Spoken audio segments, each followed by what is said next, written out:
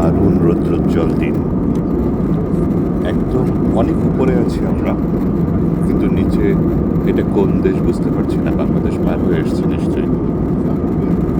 নিচে নদী দেখা যাচ্ছে, পরিষ্কার খোলা পানির নদী, এবং মেঘের ছায়া যে পানিতে পড়ছে, মাটিতে পড়ছে, সেটিকেও দেখা গিয়েছে।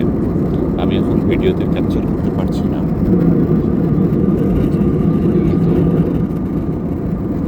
কিন্তু এই সাদা মেঘের ছায়া যে মাটিতে পড়ছে সেটাও বোঝা গিয়েছে।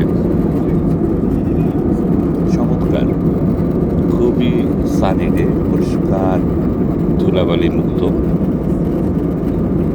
দৃশ্যটা খুবই চমৎকার।